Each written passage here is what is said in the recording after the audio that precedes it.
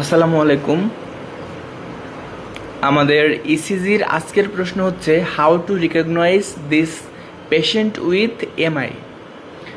আমরা একটা পেশেন্ট যখন হাসপাতালে আসবে তখন আমরা কিভাবে রিকগনাইজ করব বা চিনতে পারবো যে হচ্ছে এই পেশেন্টের এমআই আছে বা কি বলে যে মায়োকার্ডিয়াল ইনফার্কশন আছে।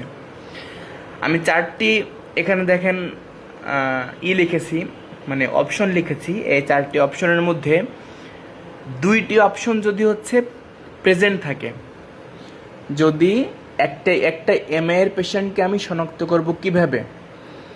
একজন এসে তো অন্যান্য রোগের ক্ষেত্রেও তো হচ্ছে অনেক সময় এমআই এর সিমটম মেলে যায়। হ্যাঁ, অনেক পেশেন্ট দেখা যায় যে সোয়েটিং হচ্ছে। কেন সোয়েটিং হচ্ছে? তার হচ্ছে সে হচ্ছে তার হাইপোভলিউমিক শকে গেছে, তার জন্য সোয়েটিং হতে পারে, বা রেস্টলেসনেস হতে পারে। আবার হচ্ছে আপনার হাইপোগ্লাইসেমিক অ্যাটাকে যেতে পারে, সেক্ষেত্রেও আপনার পেশেন্ট হচ্ছে সোয়েটিং হতে পারে সে পেশেন্টের। তো সোয়েটিং হওয়া মানেই আর হচ্ছে রেস্টলেস হওয়া মানেই হচ্ছে আমরা হচ্ছে সেই পেশেন্টকে বলবো না যে এই পেশেন্টের এমআই হয়েছে। তবে হচ্ছে আমরা হচ্ছে এমআইকে রিকগনাইজ করার জন্য একটা পেশেন্ট যখন সিমটম নিয়ে আসবে, সাধারণত একটা পেশেন্ট হাসপাতালে কোন ধরনের সিমটম নিয়ে আসে? যদি প্রকৃতপক্ষে এমআই হয়ে থাকে,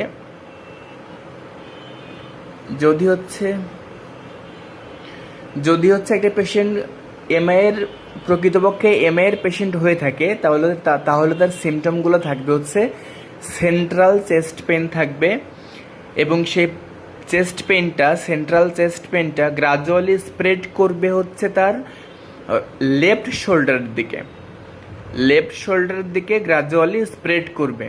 কোথায় ছিল ব্যথাটা ছিল ওটা সেন্ট্রাল চেস্ট পেন। আমাদের হার্ট কিন্তু বুকের বাঁ পাশে না, বুকের মাঝখানে। হ্যাঁ, স্টার্নাম যে অংশে আছে, স্টার্নামের জিফয়েড প্রসেস যে অংশে আছে, আমাদের হার্টের অবস্থানটা সেই পাশে, সেই জায়গায় কিছুটা বাম দিকে।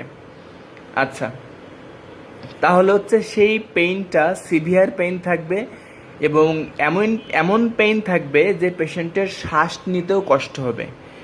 হ্যাঁ, আমরা তাদের পেন স্কেল দেখে বুঝতে পারবো যে পেনের মাত্রা কতটুকু। সেই পেশেন্ট নিঃশ্বাস নিতে পর্যন্ত পারবে না, এতটাই পেইন থাকবে।